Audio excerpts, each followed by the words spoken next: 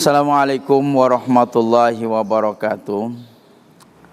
Alhamdulillahi rabbil alamin. Wal aqibatu lil muttaqin. Wala udwana illa 'alal zalimin. Wassalatu wassalam ala sayyidina Muhammadin wa ala alihi wa sahbihi ajma'in, amma ba'd. Pemirsa yang insyaallah dirahmati dan dimuliakan oleh Allah Subhanahu wa taala. Ada kebutuhan manusia itu bertingkat. Kita menyebutnya kebutuhan primer, sekunder, tertier katanya. Dari masa ke masa, kebutuhan primer dengan sekunder atau tertier bisa berubah. Apa yang dulunya sekunder bisa berubah menjadi kebutuhan primer. Apa yang tadinya tertier berubah menjadi sekunder. Begitu kebutuhan manusia itu berubah. Dalam istilah konyolnya dulu orang bilang, kebutuhan kita itu yang primer sandang, pangan, papan, pendidikan. Itulah primer. Zaman berubah, kebutuhan manusia pun bertambah. Maka sekarang ada istilah konyolnya. Kebutuhan manusia sekarang yang paling primer itu sandang, pangan, papan, pendidikan, casan, handphone. Gitu. Sehingga itu menjadi sebuah kebutuhan. Dulu motor-motor dengan mobil tidak dilengkapi dengan alat untuk mencas handphone. Tapi karena handphone itu merupakan sebuah kebutuhan, jadilah kendaraan sekarang dilengkapi dengan casan handphone itu. Karena kebutuhan. Nah, begitu juga kebutuhan kita dalam alam semesta ini berubah. Dulu boleh jadi lapang dada itu hanya sebuah istilah. Lapang dada itu hanya anjuran yang biasa-biasa sajalah begitu. Tetapi saat ini lapang dada itu berubah menjadi sebuah kebutuhan hidup. Kita butuh dengan apa yang dinamakan dengan lapang dada itu. Kenapa lapang dada saat ini sudah menjadi sebuah kebutuhan? Di tengah kebutuhan makin meningkat, kehidupan sosial makin tinggi, bersentuhan dengan orang lain semakin hebat. Maka kebutuhan terhadap lapang dada itu menjadi sebuah kebutuhan yang primer. Bukan lagi sekunder, bukan lagi basa-basi. Berlapang dada kita saat ini tidak hanya sekadar mungkin dalam kehidupan kita di luar sana.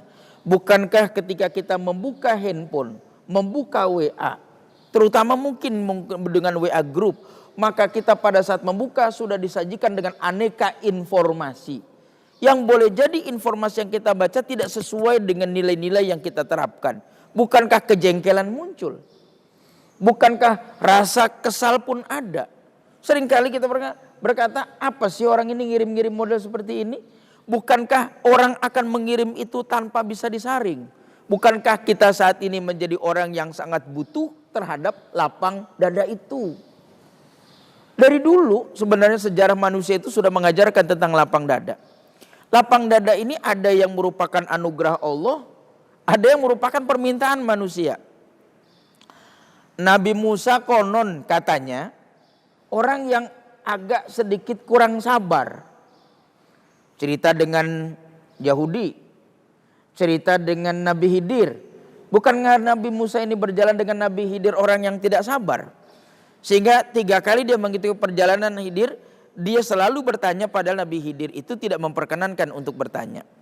Bukankah Nabi Musa pun pada saat dia akan berhadapan dengan Fir'aun, laknatullah alaih, saat dia akan berdialog, bukankah sambil berjalan dia berkata, Rabbis rohli sodri, wa yassirli amri, wahlul uqdatam min lisani yafqahu qawli. Kenapa Nabi Musa harus meminta kepada Allah, Rabbis rohli sodri, ya Allah lapangkanlah dadaku ini. Kenapa yang diminta oleh Nabi Musa pertama adalah lapang dada, bukan lancarkan urusan. Sementara redaksi yang dari Nabi Musa ini, kata para ulama, kenapa minta lapang dada? Dia harus menyadari dirinya bahwa dia akan berhadapan dengan seorang yang super ngeyel bernama Fir'aun. Seorang raja yang susah dikasih masukan, seorang raja yang susah dikasih nasihat, seorang raja yang punya kekuatan dan maunya sendiri. Kalau sampai dakwahnya ini gagal berhadapan dengan orang yang super ngeyel ini, maka Nabi Musa pun meminta kepada Allah, lapangkan dadaku ya Allah menghadapi orang model kayak begini. Kalau sudah lapang dada itu nikmat. Dada ini kan unik. Sejauh-jauhnya jarak bumi dengan matahari, para ilmuwan sudah hitung berapa kilometer. Sejauh-jauhnya jarak bumi dengan bulan, para ahli sudah menghitung berapa kilometer. Sedalam-dalamnya palung di bawah dasar laut sudah dihitung oleh para ilmuwan. Mana yang terdalam, binatang apa yang ada di sana, sudah sanggup dihitung oleh para ilmuwan itu. Tapi adakah ulama atau ilmuwan yang sanggup mengukur dalamnya hati manusia? Bukankah nggak ada yang mampu mengukur itu? Siapa yang mampu mengukurnya? Kalau begitu bukankah terlalu dalam dan terlalu lapang dada itu? Sehingga kalau kita pun meminta kepada Allah, lapangkan dadaku, maka dia bisa seluas langit dan bumi bahkan tanpa batas. Kalau sudah lapang dada, semua ketampung. Kalau sudah tertampung, tidak akan pernah mungkin membuat dada kita sesak. Kalau dada kita tidak sesak, maka kita tidak akan membenci kepada orang lain. Kita pun tidak menjadi orang yang temperamental. Kenapa? Kita lapang dada. Tampung saja dulu. Persoalan saya terima atau tidak diterima, urusan nanti. Yang jelas kamu tertampung. Andai mungkin kita punya lahan 2 hektar, mobil hanya 100, cukuplah. Karena lahan begitu luas sehingga mobil datang tanpa harus kesempitan. Kenapa? Karena tempat menampung begitu luasnya. Sehingga kalau kita meminta kepada Allah, dada ini luaskanlah, maka segala macam persoalan-persoalan yang ada dan kita hadapi dalam kehidupan dunia ini tertampung. Sehingga dampaknya kita tidak mudah marah karena semua tertampung.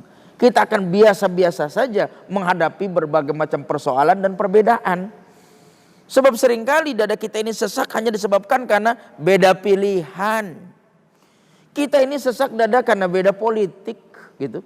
Yang menyebabkan jengkel dan marah, muka pun merah. Karena kita tidak mampu menampung aneka perbedaan itu. Sehingga ucapan Nabi Musa alaihissalam dengan doanya ini, Rabbis rohli sodri wa yassirli amri wahlul uqdatam min lisani yafqahu qawli. Setidaknya wajib kita baca pada saat ini. Di tengah maraknya informasi yang sulit untuk dibendung. Baik informasi itu benar tapi tidak sesuai dengan kita. Atau informasi yang hoax yang memang kita tidak suka dengan itu. Tapi bukankah itu membanjiri? Bahkan Nabi Muhammad begitu cintanya Allah kepada Nabi Muhammad SAW. Sampai-sampai Allah menganugerahkan kepada Nabi Muhammad lapang dada. Bukankah Allah sudah menyatakan dalam Al-Quran, Alam nasroh laka sodrok. Bukankah aku telah melapangkan dadamu, wahai Nabi Muhammad. Kenapa Nabi Muhammad dilapangkan dadanya? Karena dia harus berhadapan dengan kenyataan umatnya yang terima dakwah beliau atau bahkan ada yang menolak dakwanya sampai pada tingkat ingin membunuh beliau itu. Sampai kalau dia berdakwah kepada orang lain tapi tidak diterima dakwahnya. Sebagaimana beliau berangkat ke Taif. Masyarakat Taif tidak menerimanya, tapi bukankah beliau bisa menerimanya? Dia berlapang dada sampai bukankah dihujat, dimaki, dilempari batu, dilumuri kotoran unta, sampai beliau berkata, Allahumma gfir lahum fa innahum la ya'lamun. Ya Allah, ampuni sajalah mereka karena mereka tidak tahu sebenarnya. Bukankah itulah dampak dari beliau yang sangat luas dan lapang dada. Bahkan seringkali beliau dalam perjanjian-perjanjian seringkali dikomentari oleh para sahabatnya karena lebih sifatnya mengalah. Mengalahnya Nabi SAW dipahami oleh para ulama karena dia berlapang dada. Lebih baik menghindari pertempuran daripada harus bertempur karena dia bisa menerima sebuah kenyataan itu. Nah, begitulah lapang dada. Sehingga lapang dada yang dulunya boleh jadi hanya basa-basi, untuk saat ini lapang dada merupakan sebuah kebutuhan. Rabbis rohli sodri bukan bacaan doa yang saat dulu dibaca pada saat manggung atau ingin bicara di podium. Tapi Rabbis rohli merupakan bacaan keseharian disebabkan informasi yang sangat bertebaran dan kita menerimanya serta menampung sajalah. Meskipun boleh jadi apa yang kita tampung tersebut belum tentu kita terima. Tapi kalau sudah tertampung, bukankah nyaman dada ini karena kita bisa menampungnya. Mudah-mudahan kita bisa berlapang dada. Karena memang kenyataan di luar sana begitu banyak informasi dan segala macamnya yang cukup menyesakkan dada andai kita tidak melebarkannya. Kita berusaha berdoa dengan Rabbis rohlinya dan kita berusaha untuk melapangkan dadanya. Insya Allah hidup kita sehat dan bahagia dunia dengan akhirat. Wassalamualaikum warahmatullahi wabarakatuh.